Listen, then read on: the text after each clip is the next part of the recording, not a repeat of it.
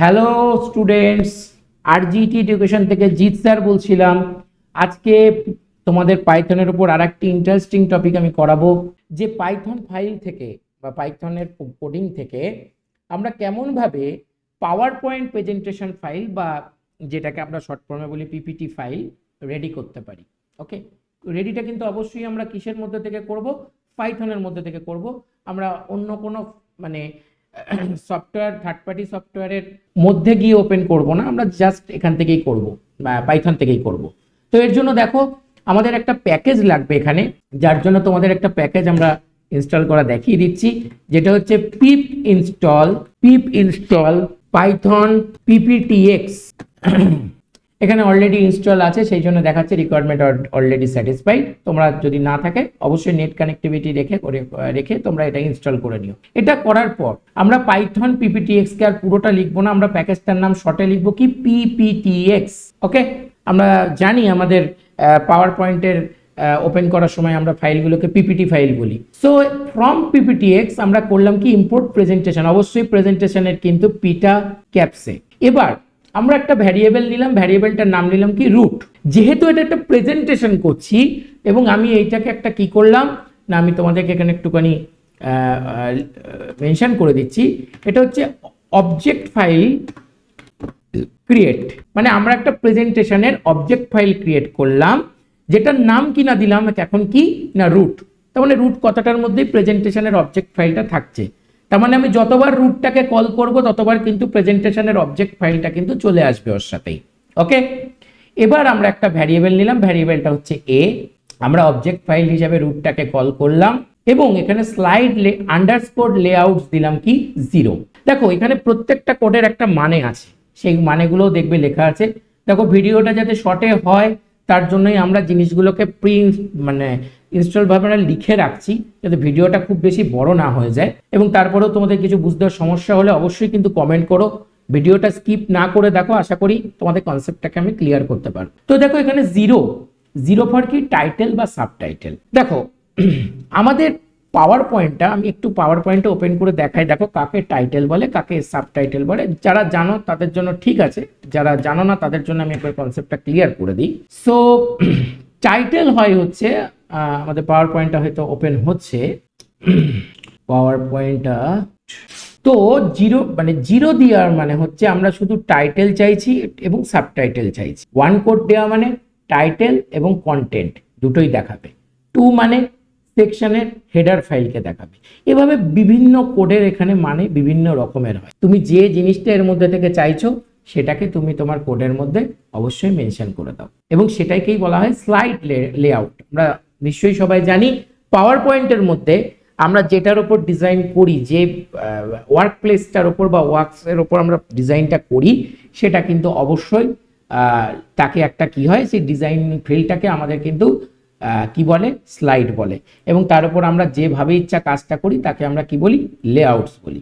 আসলে power point ফাইলটা open হতে কোনো একটা কারণে প্রবলেম হচ্ছে, যাই হোক আমরা দেখাতে থাকি পরপর। এরপর আমরা কি করছি, যে আমরা স্লাইড পরে একটা ভ্যারিয়েবল নিচ্ছি।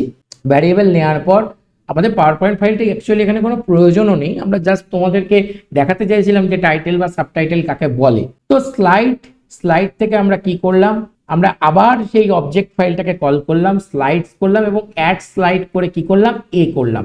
এর মধ্যে আবার কি ছিল না, এই যে লেআউটটা ছিল, সেই লেআউটে আমরা কি কোড লিখেছিলাম, 0 কোড লিখেছিলাম। 0 মানে কি টাইটেল এবং সাবটাইটেল। দেখো টাইটেল আর কিছুই না, যেটা সবার হেডিং হিসাবে লেখা থাকে যে কোনো প্রেজেন্টেশনের হেডিংয়ে।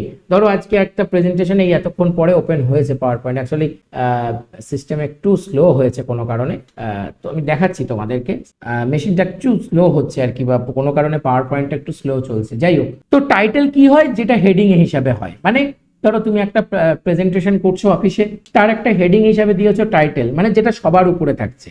সেই টাইটেলটার আন্ডারে ছোটভাবে যে লেখাটা থাকছে তাকে বলা হচ্ছে সাবটাইটেল। দ্যাটস ইট, আর কিছু না এর মধ্যে। তো আমরা কি করলাম, এখানে লেআউটটা ক্রিয়েট করলাম, এবং লেআউটটা ক্রিয়েট করার পর পুরো জিনিসটা কোন ভ্যারিয়েবলের মধ্যে থাকলো, এ ভ্যারিয়েবলের মধ্যে থাকলো। ওকে, এবং কি করলাম না, স্লাইডস করে অ্যাড স্লাইড করে আমরা কি করলাম না, এ ভ্যারিয়েবলটা কি করলাম, এখানে অ্যাড করে দিলাম। ওকে, এবার আমরা স্লাইডটার মধ্যে তো কিছু লিখতে চাইবো নিশ্চয়ই। সেই লেখার জন্য দাঁড়াও ফ্রেন্ডস, আমি তোমাদেরকে একটু দেখিয়ে দিই। ওই ফাইলটাকে ক্লিক করা ছিল বলে মেশিন অ্যাকচুয়ালি খুব স্লো হয়ে যাচ্ছে কোনো কারণে। তো যাই হোক, এবার আমরা ওর মধ্যে তো একটা প্রেজেন্টেশন ফাইলের মধ্যে কিছু লিখতে চাইবো, তাই সেখানে আমরা কি লিখলাম, slide.shapes.title.text। যে মুহূর্তে টেক্সট কথাটা লিখবো, মানে আমরা তো টাইটেল দেবো, সাবটাইটেল দেবো, এখন টাইটেল হিসেবে কি দেব, সাবটাইটেল হিসেবে কোন লেখাটা দেব, সেটা আমরা হচ্ছে কম্পিউটারের কাছে ক্লিয়ার করছি। সো shapes ডট টাইটেল, দেখো শব্দটা লেখাই আছে টাইটেল ডট টেক্সট, তার মানে আমরা হ্যালো RGT এডুকেশনটাকে টাইটেল হিসেবে দিতে চাইছি। একইভাবে স্লাইডের আন্ডারে প্লেস হোল্ডার্স দিয়ে আবার যেই 1 দিয়ে আমরা কথাটা লিখছি, তখন হচ্ছে কি হচ্ছে, এই দিস ইজ সেকেন্ড ওয়ে, এই কথাটাকে কি নিচ্ছে না, এই কথাটাকে ওই যে সাবটাইটেল নিচ্ছে, যেটা আমরা তোমাদেরকে আগে বললাম। তার মানে আমাদের দুটোই লেখা, কারণ কি আমরা এখানে 0 নিয়েছি, তার মানে তো টাইটেল আর সাবটাইটেল ছাড়া আমাদের এখানে কিছু লেখার নেই। তো টাইটেল হিসাবে কি নিল, হ্যালো RGT এডুকেশন, এবং সাবটাইটেল হিসাবে কি নিল, দিস ইজ সেকেন্ড ওয়ে। করবার পর আমাদের সমস্তটা এখন কোন ফাইলের মধ্যে সেভ আছে, না এই স্লাইডের মধ্যে সেভ আছে। আর স্লাইডের মধ্যে কে ছিল, এ ভ্যারিয়েবলটা ছিল, এই যে এ ভ্যারিয়েবলটা, আর এ ভ্যারিয়েবলটার মধ্যে কে ছিল, রুট ছিল, যেটার মধ্যে মূল অবজেক্ট ফাইলটা ছিল। ওকে, সো ফাইনালি আমরা কি করলাম, root.save দিয়ে আমরা কি করলাম, আমরা যে ফাইলটা ক্রিয়েট করলাম, অলরেডি লিখলাম, সেটাকে তো আমাকে সেভ করতে হবে। তো আমি ফাইলটার নাম দিলাম কি, output.pptx। এবং আমি চাইলাম যে কম্পিউটার যাতে আমাকে কাজ, যখনই ওর পাওয়ার পয়েন্ট ফাইলটা ক্রিয়েট করা হবে, যাতে ও আমাদেরকে একটা মানে মেসেজ পাস করে যে ডান বলে, যে হ্যাঁ কাজটা হয়ে গেছে। তো চলো রান করি F5 দিয়ে। যাহা তক ডান কথাটা আসবে, জানবে আমাদের কাজটা, আমাদের ফাইলটা হচ্ছে ক্রিয়েট হয়ে গেছে। ঠিক আছে, এখন ক্রিয়েট করার কাজ চলছে। একটু কম্পিউটারটা আসলে একটু স্লো আছে, যে কারণে মানে জিনিসটা একটুখানি ও টাইম নিচ্ছে আর কি। দেখো এবার ডান মেসেজটা পাস হয়েছে, তার মানে ফাইলটা ক্রিয়েট হয়ে গেছে। এবার দেখো আমরা ফাইলটাকে যেটা আমরা ক্রিয়েট করলাম, আউটপুট ডট, এই দেখো আউটপুট ডট pptx ফাইলটা ক্রিয়েট হয়ে গেছে, দেখতেই পাচ্ছ। আমরা ফাইলটাকে একটু মানে ওপেন করার চেষ্টা করছি। অ্যাকচুয়ালি কম্পিউটার প্রচণ্ড স্লো কাজ মানে হচ্ছে অ্যাকচুয়ালি। এই যে পাওয়ার পয়েন্টের যে প্যাকেজটা, সেটা অত্যন্ত অ্যাকচুয়ালি কি হয়, আমি যে ফাইলগুলো ক্রিয়েট করা ছিল সেগুলোকে আমরা একটুখানি ক্লোজ করে দিচ্ছি। এই যে আমরা তোমাকে যেটা বলতে চাইছিলাম তখন, এইটাকে বলে টাইটেল, যেটা এই জায়গাটায় লেখা হয়, আর এই যে এই অংশটায় যেটা লেখা হয় সেটাকে বলে সাবটাইটেল। জাস্ট সেটা দেখানোর জন্য আমি তখন ওপেন করতে চাইছিলাম। ওকে, তো এটাও ক্লোজ করলাম ফাইলটাকে। অ্যাকচুয়ালি অনেকগুলো ফাইল তখন আমরা ক্লিক করেছিলাম বলে ওপেন হয়েছিল। আবার ফাইলটা একবার সার্চ করি, আউটপুট ডট pptx, এই যে আমাদের সেই ফাইলটা। আমরা ট্যাবগুলোকে একটু ক্লোজ করে দিই যাতে একটু ফাস্ট ওপেন হয়। দেখো ওপেন হয়ে গেছে। হ্যাঁ দেখো টাইটেল হিসাবে হ্যালো RGT এডুকেশন ক্রিয়েট হয়েছে, এবং সাবটাইটেল হিসাবে কি ক্রিয়েট হয়ে গেছে, যা দিস ইজ সেকেন্ড ওয়ে। তো এই ছিল তোমাদের পাওয়ার পয়েন্ট প্রেজেন্টেশন একটা করা ইউজিং পাইথন।